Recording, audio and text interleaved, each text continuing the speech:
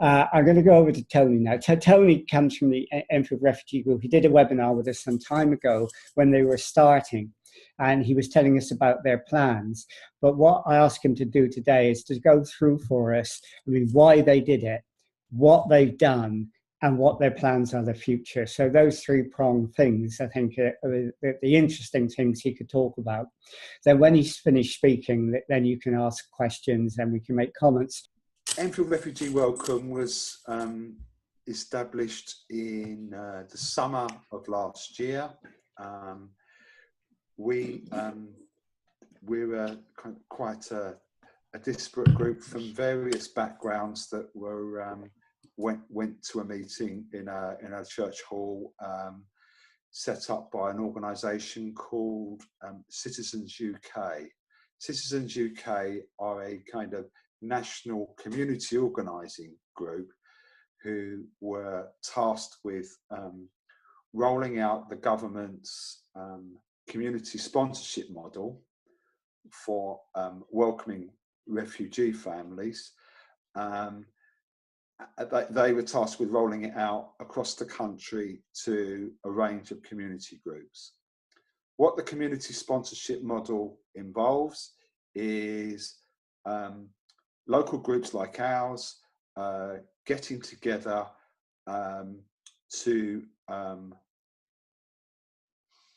welcome a refugee family from the cohort that the government have committed to resettling. That's the 20,000 cohort from the Middle East, principally displaced families from Syria that are currently in the Middle East region in refugee camps. So that's the focus. There are a whole range of quite stringent criteria that the group had to meet, including fundraising. We had to raise, the criteria is that you have to raise £4,500 per adult member of the family to act as a contingency. You have to source accommodation for the family, which will accept housing benefit levels of rent. You have to comply with safeguarding requirements. You had to have either be a charity or partner with a charity, and you had to have the support of your local council. So they're quite a stringent set of criteria to meet. Excuse me. First task really was to put the word out to enlist a broader span of volunteers to help us with the work of fundraising and getting the message out. We spent the autumn of last year fundraising so that we had the necessary funds in place to meet the eligibility criteria. We formed a core group which included myself and key members with distinct areas of responsibility for development of the project, and someone to chair and crack the whip to make sure that we stayed on track. In the spring of this year, we submitted our application to resettle a family to the Home Office, and they confirmed our application in June or July of this year, and our family arrived at the end of July. I want to give our charity partner, who is Caritas Westminster, a mention, because they've been absolutely fantastic in supporting and advising us along the way. Enfield Council have been very supportive of what we've done and have been a welcoming partner. Our family arrived at the end of July, just before the school summer holidays were about to start. Our family is a mum and 3 children. There are various strands to this resettlement program, and our family arrived under the vulnerable children's element of the program. You might think all refugee children are deemed to be vulnerable, but there are a whole range of criteria, and there are particular vulnerabilities within the children in this family, which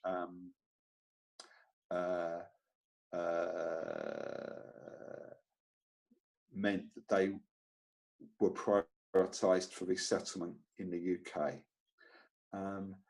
The family had the option about whether to accept the offer. They were given, we were asked to provide briefing information about what Enfield was like as a borough, what life was like in London. We sent them pictures of the house, photos of the area, photos of members of the group that would be coming to welcome them when they arrived, and the family were keen to come and begin a new life in the UK. The scheme provides for humanitarian protection for the family for 5 years, so which means that they can access all welfare benefits for as long as they need to, and health services, etc., etc., etc., so they can participate in life in the UK fully. Enfield Council allocated the children school places. We've got 2 of the children. The older 2 children are boys. They're 12 and 15, and little girl of 9. The council allocated them school places in the part of the borough in which they live. The children, bless them, when they arrived, they wanted to go to school straight away, and they were quite disappointed that they had to wait for the whole of the summer holiday before starting.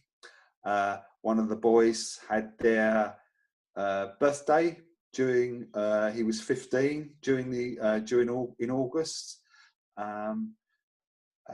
Clearly, the family have had quite a disrupted, unsettled time, and the older 2 boys have missed considerable parts of their secondary education. So it's essentially they're not, they haven't been educated much beyond primary level. Mum, the mother, it's a single parent household, is only educated to primary level as well. There are going to be a number of challenges for the children in their education, and for mum in adjusting to life in the UK. One of the core requirements is that there's a real government focus on wanting the family to integrate, wanting families resettled under this scheme to integrate. So there's a requirement, there's substantial ESOL, English as a second language requirement for the adults in the family. So mum is expected to attend 5 hours of taught ESOL each week, which is significant, and she's enrolled in a college program to access that.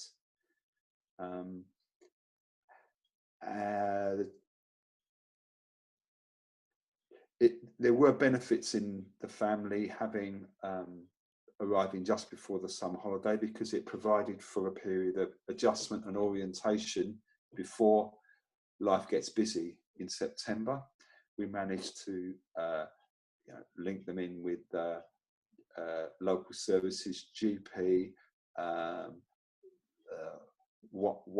The eldest boy needs additional support, emotional support, mental health support. So we've organised that. Services have been very receptive and helpful. The children enjoyed the summer. They did various activities during the summer. One of the funny things that happened was when they first arrived, because they knew they were coming to London, they thought that the Houses of Parliament and Big Ben would be nearby, but hadn't appreciated quite the scale of London. And one of the special things that they did during the summer was one of our befrienders took the family up to London to see the sights. I'll just say a bit more about our befrienders. We recruited a group of 6 people, and we're calling them befrienders, to work directly with the family. The rest of the coordinating group is kind of behind the scenes, but these people work directly with the family, and they've got a great range of skills, from kind of nursing background, education background. One of them's a photographer. We've got, and they work directly with the family alongside some volunteer interpreters to help the family settle and adjust to, well, the whole raft of things that are different about this country. There has been pretty much daily support to the family since the time that they arrived. It's dropped a bit now that the children are in school and the family are beginning to find their feet, use local buses and so on and so forth. But there's still a significant amount of support required on a week-to-week basis.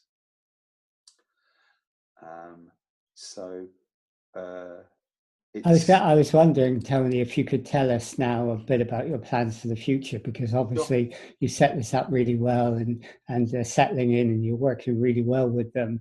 And in a way, this is the first family. I mean, do you have plans to go on from that? I mean, could you tell us about that? Yeah, we do plan to apply to resettle a second family, but not just yet, because we don't feel that our first family are kind of, they still need a lot of support, and we are still a relatively small group. We've got a group of about 6 volunteers working directly with the family on a rota basis, and a small group of interpreters. But we've got we're a much larger group of volunteers who help with the fundraising and publicity and so on. But the family that we currently have need further support, and we don't have the capacity until they are more settled to welcome a second family. So we're not going to be submitting an application for a second family just yet. We've also got some more fundraising to do in that respect, which I'll mention in a minute.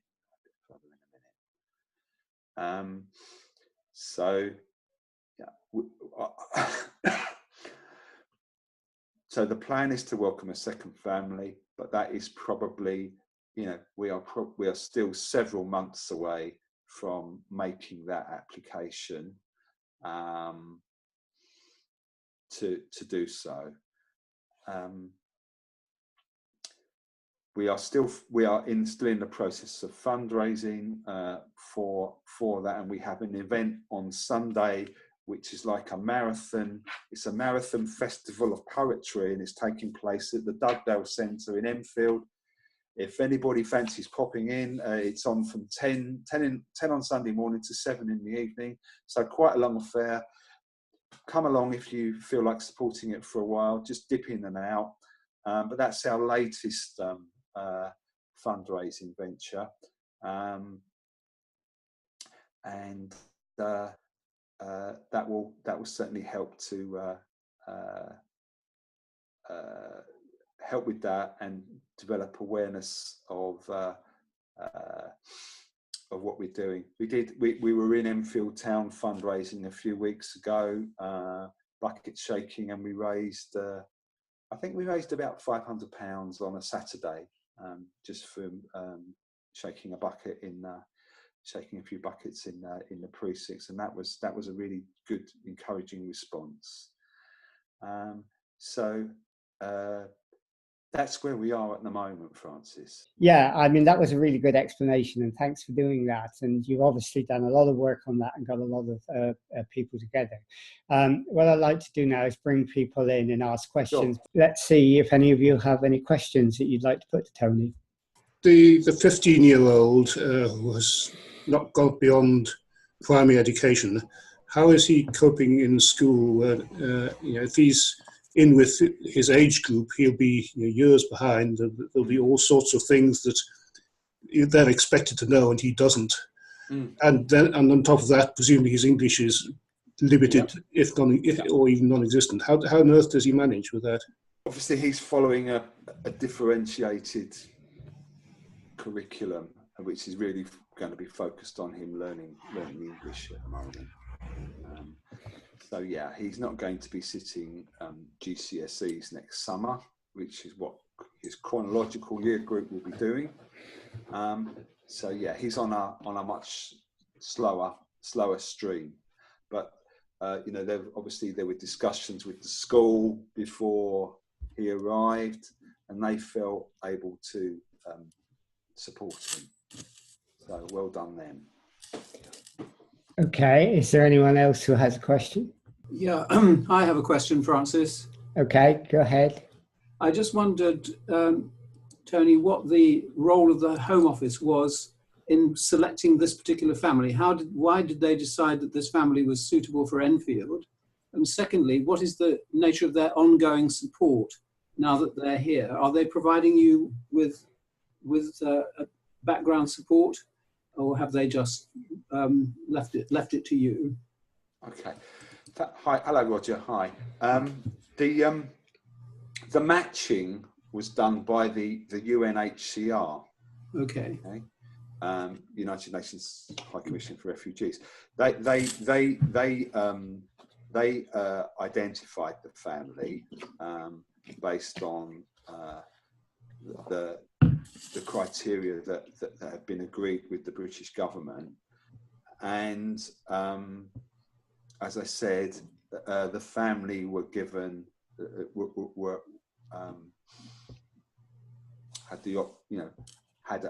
had the final say about whether they wanted to come or not. Obviously, if you're living in dire straits in a refugee camp, it's pretty much a no-brainer, really, that you're going to want the possibility of a better life in the West. So I'm not sure how much of a choice it really was, but the support, the Home Office, are trying have oversight for the development of this scheme across the country, and so we are monitored. There are periodic monitoring visits from representatives of the Home Office to our group, and of course, the dreaded performance indicators come into play. We've got performance indicators that we have to report on after 6 months. So yeah, we've we are accountable fully for what we're doing, how we're supporting the family, to the Home Office. I was just wondering what bits of the support the family had found them to be most useful, especially if you're looking to bring in another family later on. Would you do it the same again next time, or what have you learned from it? I think the family have found the kind of the one-to-one support from befrienders, and obviously different people click, don't they? And it's the same in this context. There are particular people that seem to have established a particularly good rapport with the family. So it's that one-to-one support. I think there is something about it not being professional support as well. These people are all volunteers, and they're doing it, in their spare time. And I think, there is that, and they're brilliant, and the interpreters are really good. They go out, they go beyond. They go beyond. It's not just a job. They're doing it because they really believe in what they're doing. And so, I do believe that the volunteer element of it does bring an extra quality to it that you don't see consistently in a professionalised service. So that's what we would do. What we would do differently would be not to. We identified accommodation very early on, and it was quite difficult to hold that accommodation, keep the landlord happy when he wasn't receiving any money. There was a requirement in the Home Office application that you had to identify the property and have evidence of that at the point of application, which is kind of 3 or 4 months before the family could potentially arrive. And that's a long time for even the best intentioned landlord to have a vacant property. So that has been changed now. There's also an issue about families falling into the benefit cap as well, which is an ongoing tension. I guess you're aware of how the benefit cap works. Yeah. Total benefits cannot exceed. I think it's something like 23,000 in London. And that includes housing benefit. So anything over that is the family don't receive, and yet those costs still need to be met. So that's an issue that we're continuing to raise with the Home Office, because even though the family's rent is at housing benefit level, which is the nationally agreed rates for London, they're not getting their housing benefit is being cut because their total income from welfare benefits exceeds the threshold set by central government. So that's an issue. That's the issue at the moment. Okay. Anyone else with a question? Do you know if Enfield Council are accommodating any other families apart from this one, or are you it? This is the only family that Enfield are accommodating or supporting under this particular scheme. Okay. But there are a range of other schemes going on, and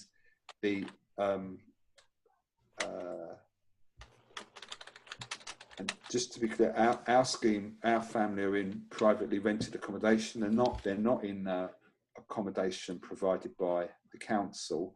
The scheme doesn't provide for that. The scheme requires community groups to source accommodation for their family in the private sector.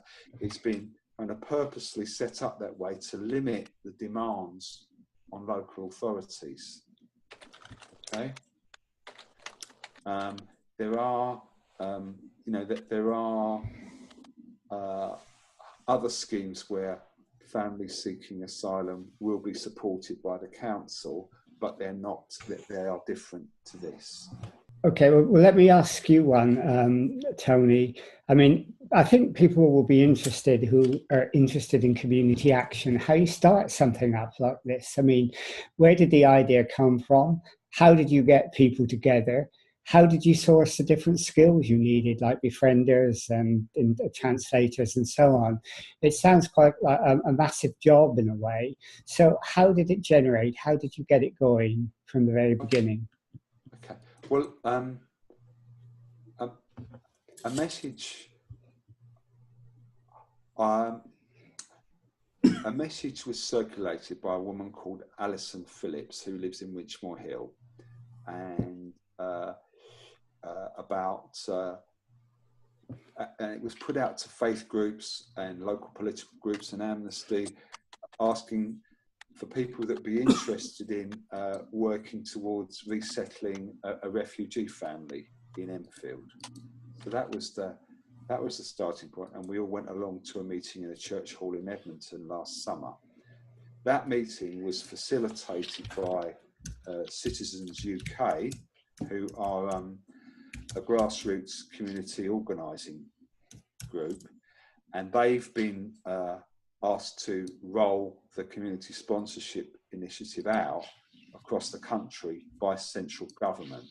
Okay, so they are the kind of facilitator for all these community groups to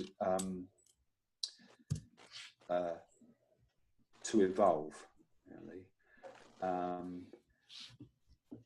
So that was the first step. It was identifying interest. Then we got together as a group of interested people and worked out what our priorities needed to be, for this project. And it is a project to work towards the outcome of putting our application in and ultimately welcoming a family. And we broke it down into stages, and through